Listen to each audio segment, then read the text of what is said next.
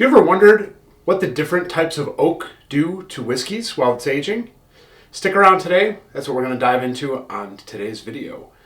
But before we do that, please take a second to hit that like and subscribe button so that you can be updated whenever we drop a new video.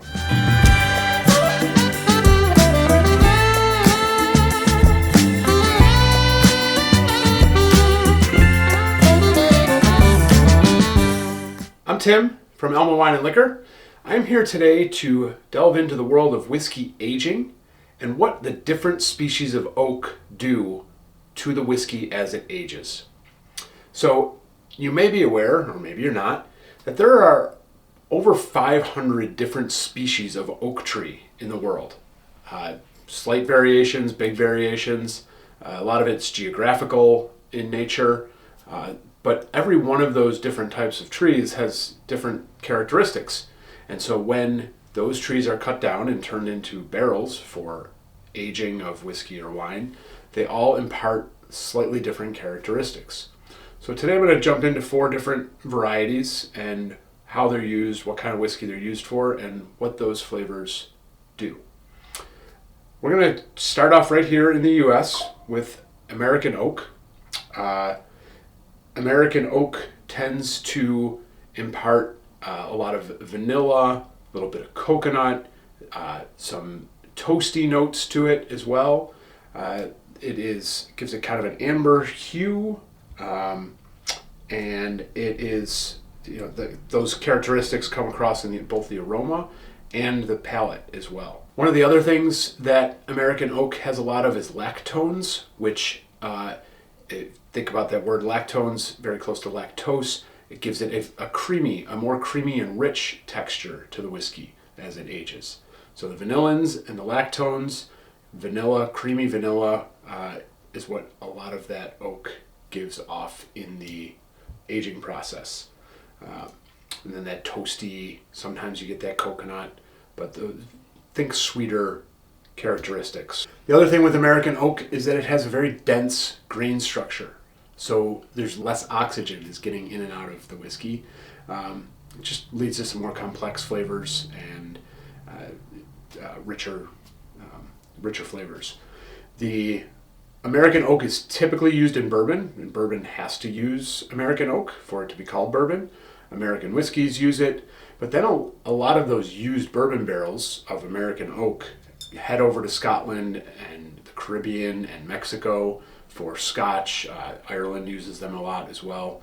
So a lot of other whiskeys do use American oak, but they're usually second or third use fills. So it loses some of that initial vanillin and lactone quality to it. Next up, we're going to jump over to Europe. So European oak. This is used a lot in Scotland and other parts of Europe, but so Scotch whiskey is a big user of European oak. The European oak leads to a darker amber color, more dried fruit, heavy on the influence of the flavors. Darker color, richer amber, a lot of raisin and other dried fruits on the palate, and then it kind of, and on the nose, and then additionally on the palate, sometimes you'll get some like really dark chocolates and spices, which will get into the whiskey as well during the aging process. So European oak will be a little bit darker color and a little bit more of that dried fruit and spice, as opposed to the American oak, which is that vanilla, sweeter, creamy texture to it.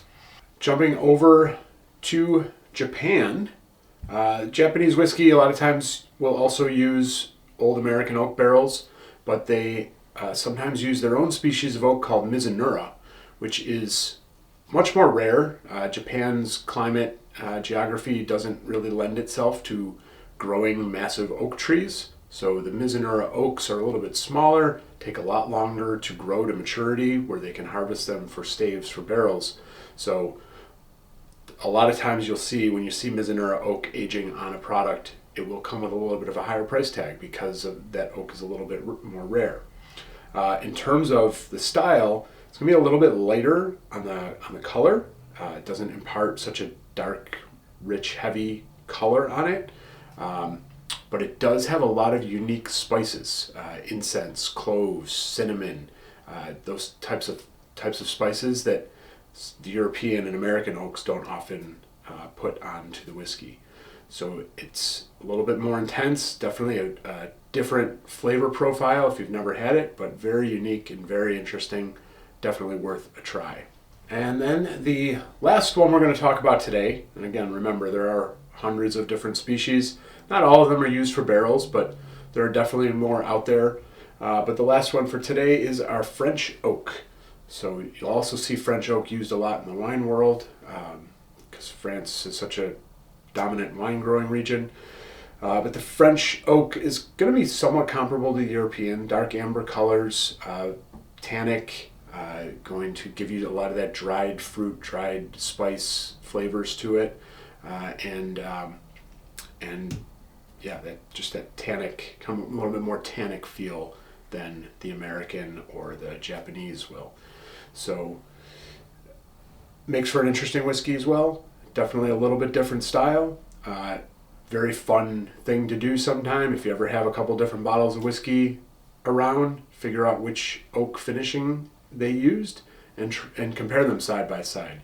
You'll be able to pull out some of these different flavors that I'm talking about today, from the vanilla and the creaminess of the American oak to the rich, dark, dried fruits and spices in the European, to the lighter, more of the exotic spice notes of the mizunara, back to the dried fruit and spice of the French.